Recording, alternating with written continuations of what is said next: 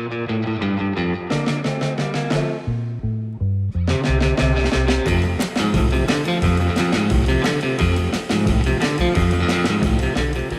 documents are signed, notarized, and ready to go. This entire experience reminds me of learning a magic trick. Years ago, I worked with a magician who taught me some sleight of hand. He only doled out the next part of an illusion after I mastered the previous section. I located a process server in the yellow pages. Remember those? I hand-delivered the papers to the process server office. The man studies the envelope with Henry's address, which I typed in bold and double-checked, leaving no room for error. My throat is parched, like I've been traveling across the Sahara. My hand shakes, so I pretend I'm acting in an episode of Law and Order. In my mind, Bette Davis, with a cigarette dangling from her iconic red lips, encourages me from the sidelines. Standing up ain't for sissies, honey. Her eyes twinkle as she gives me that enigmatic Mona Lisa smile.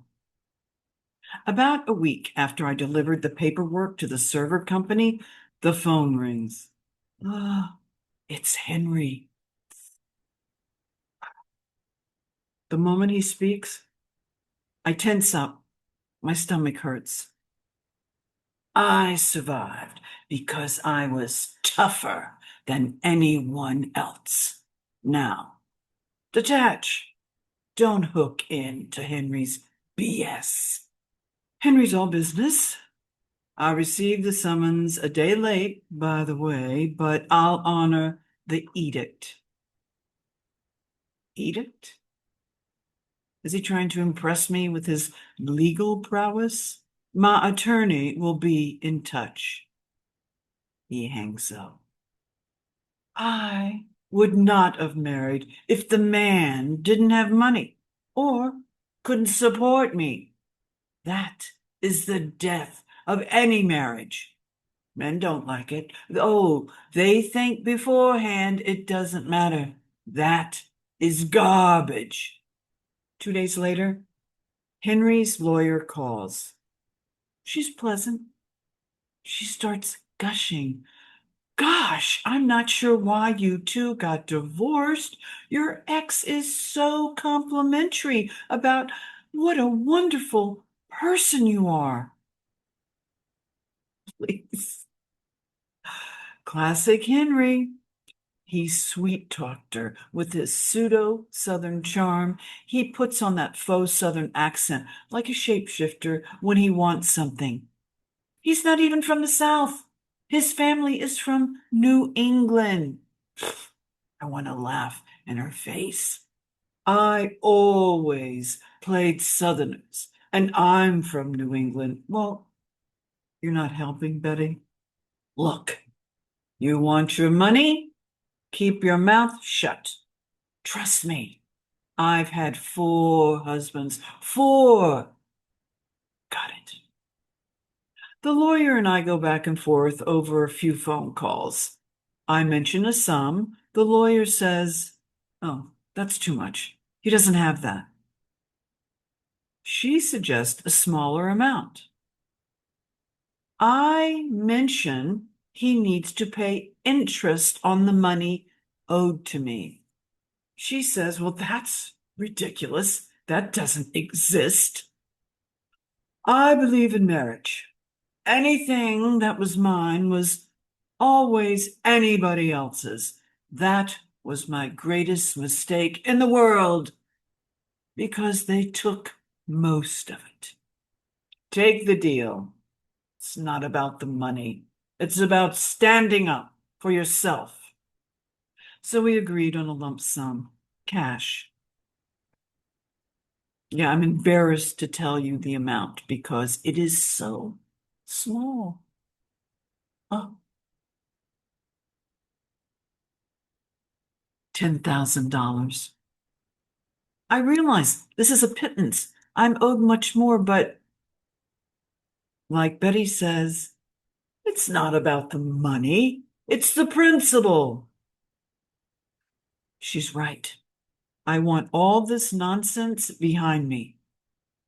I don't, perhaps I should have had my unresponsive excuse making attorney slash mediator, Sandra, negotiate for me, but I was so over her nonsense. I was over everything. I just wanted this to be over. Take the money. Move on. Lesson learned. The certified check arrives. I rush to the check cashing place in my neighborhood, which I scoped out a couple of days ago. The man behind the barred window counts out 10 grand, like we're making a drug deal. I recount the crisp bills, put the cash in my bag, hurry home, and place the money in a metal strong box I purchased for this purpose. Good. One must fight. Did I ever try to be low key? Never, never, never. I fought. I fought that from the beginning. It's been 14 years. 14 years since Henry left me for the bright lights of Hollywood. Oh, hard to wrap my head around that. Yeah, I didn't stand up for myself. I didn't know how. I was raised by conventional Southern parents, trained to be a good little girl, smile, oh, take care of everyone else at my expense. When my father was sent to Vietnam, it was just as I was coming of age.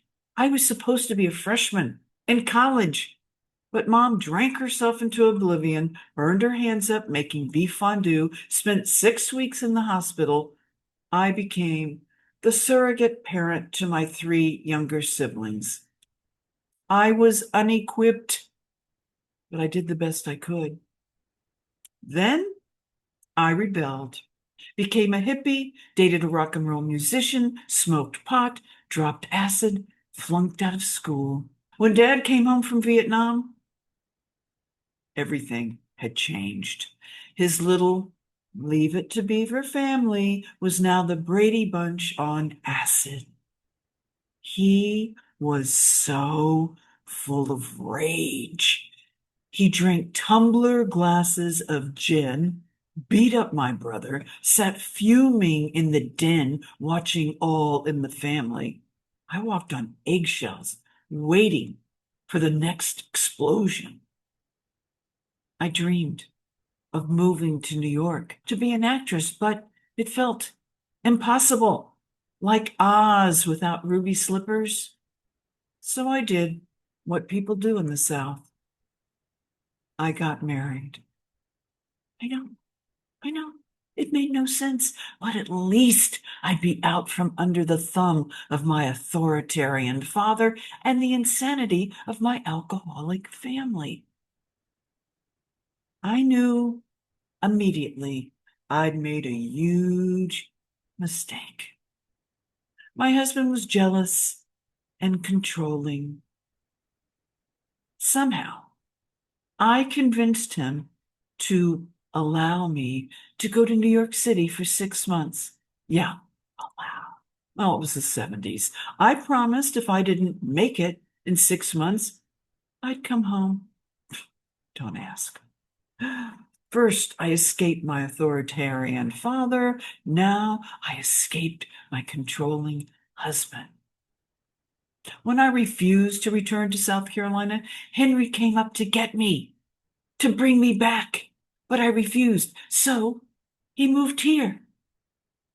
A few years later, he convinced me to support him through law school, promising after he got his degree, he'd support me so I could pursue my acting full time. Deep down, I knew it was a ruse, but I ignored the small, still voice. I allowed myself to be manipulated. I ignored the signs. After he passed the bar, surprise, he reneged on our deal. Big shocker. He abandoned me to become a motion picture producer. As my therapist, Dr. Rubin, used to say, Jill, if you'll eat shit, why would anyone bother to feed you steak? That'll be $95. It took years of therapy and 12-step to heal my people-pleasing ways. I still struggle sometimes, but it was worth it. And I got to keep my one-bedroom, rent-stabilized apartment on the Upper West Side because possession is 9/10 of the law. You know what pleases me? Vengeance.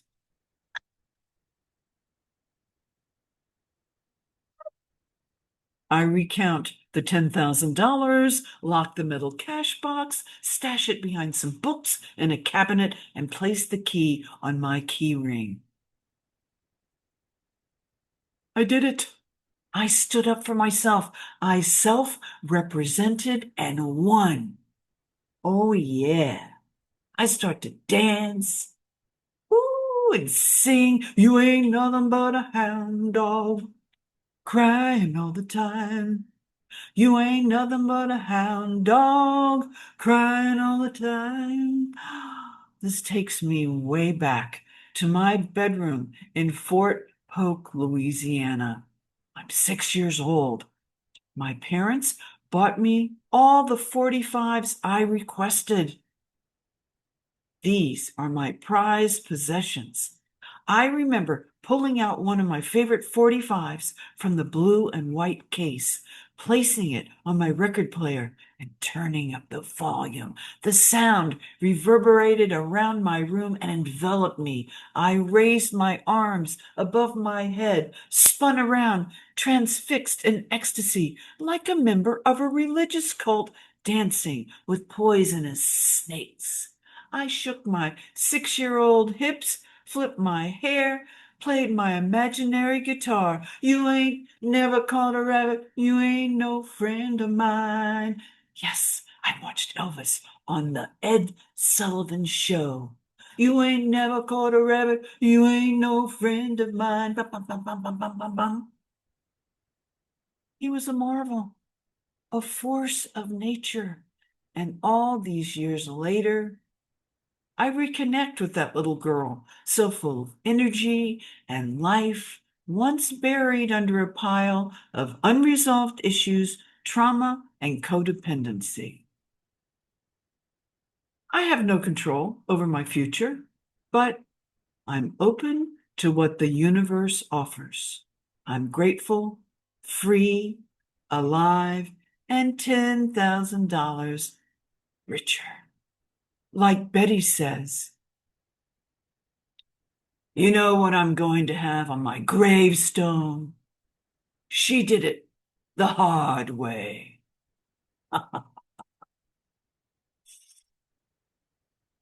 I'm so glad I quit smoking. Oh my God. Thanks, you guys. Thanks so much for being here and for watching. I am so, so grateful. And I want to say thank you and welcome to all my new subscribers. I think you're going to really like it here. This is a fun group of people, very astute. I learned a lot from these guys. I want to give a special thank you to everyone who bought me a coffee or a special thanks. So JP Page, 3292, Jerry 007, Tiffany, Kevin K, John McD, Terry X, Karen C, and all my monthly subscribers. Oh, and be sure to like, subscribe, hit the notification button, and leave your comments down below because I love reading the comments. All right, questions for you. Have you ever had to represent yourself in a legal or emotional battle? How did it go? What was your turning point when you said enough and stood up for yourself? Okay, questions. Questions for me. Wayne J says, congrats on your audition for the play Little Bear Ridge Road. Oh, Little Bear Ridge Road. Have you? Starring Laurie Metcalf. This will be at the Booth Theater in October. Yes, it will. Then he says, Laurie Metcalf is my favorite stage actress. Yes, Laurie Metcalf is frickin' amazing. The first time I saw her was in a production of Balm and Gilead, directed by John Malkovich, and it was co-produced by the Circle Rep Company and Steppenwolf. And it was off Broadway from May 84 to January 85. Metcalf was praised for her performance as Darlene, particularly for her 20-minute monologue in the play's second act. I was spellbound.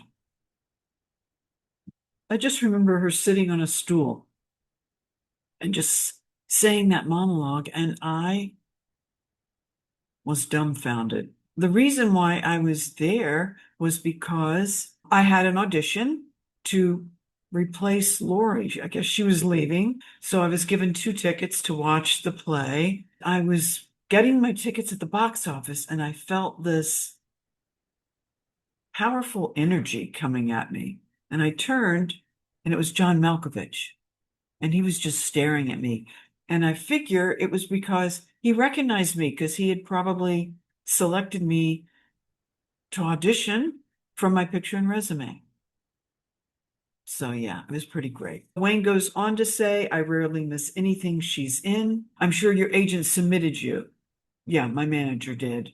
I can see you being her understudy. How did you feel about your audition? I felt really good about my audition because they gave us enough time. That's the thing about theater auditions. They will give you some time, whereas SAG is like, it's due day after tomorrow or whatever. And it's hard because you got to get all this stuff together. Like you need someone to read with you. You need to set things up. You need to have your backdrop. You blah, blah, blah, whatever. I had some time to work on it, and then I took it into my acting/writing workshop on Monday. I went over it there a few times. I got great feedback on that. And then the next day, I did the self-tape and submitted it. Now, of course, as soon as I submit any self-tape, I go, oh, I could have done so much better. Whatever. Yeah. Oh, Wayne also said that I need to pray to Saint Genesius, who is the patron saint of actors. And he said, I will pray for you too. Thank you, Wayne. That is so sweet. I never even heard of Saint Genesius. Genesius. I hope I'm pronouncing it right. All right. So Genesius is considered the patron saint of actors, actresses, comedians, and those who work in the theatrical arts. His feast day is celebrated on August 25th. So it's coming up. Okay, next question. James Y. Hello, Jill. I really enjoy your videos. Thank you, James. They are incredibly informative about show business. Oh, good. I'm glad to hear that because my intention for the channel is to entertain, inform, enlighten, encourage. So I'm glad that you feel that way. All right, James goes on to say, I have a close friend who wants to get into movies as an actor, but he keeps telling me that because he's not in the union, he cannot get any movie parts. Is that true? If so, how can he get into the union? Well, how can he get into the union? He needs to Google that because it changes. When I started, gosh, 100 years ago, when I came to New York in 1978, it was impossible to get a SAG card unless you were in a SAG movie. And it was impossible to get an audition in a SAG movie unless you had a SAG card. So it was a big catch-22. And it took me 6 years to get my SAG card. And the reason why I got it was because they changed the rules so that if you had a speaking part on a soap opera and then you waited a year, you could join SAGs. That's what I did. But prior to that, I mean, I did every off Broadway play I could. I did all the soaps. I was dropping off pictures and resumes all the time to casting directors and at Broadway stage doors. If he wants to be an actor, he'll find a way. Because if he's saying, well, I can't do it because this or that, well, maybe, but that's kind of a cop out. My question is he an actor? Does he do classes? Does he do theater? He needs experience. I think one of the ways you can get into SAG just came to me. If you are non-union, which he is, you can do non-union work on SAG-AFTRA projects. And after you get, I think it's 3 vouchers, you can get into SAG-AFTRA. It used to be like that for a while. I don't know if it still is. He needs to Google or call SAG. Yeah, because wishing and hoping, yeah, not going to work. You got to take action. Got to do the work. That's the deal. Just like Geraldine Page, when I studied with her, one of the actresses in our class said, how do I get an agent? And she said, forget about that. Forget about that. Do the work. It's about the work. And the work and the agents will find you. So, if he wants to be an actor, he will find a way. No magic pill. If there was, I'd be making a lot of money selling those pills to all the people who want to be actors. Yeah. Okay, you guys, thanks so much for watching and for being here. Sorry about the Bette Davis.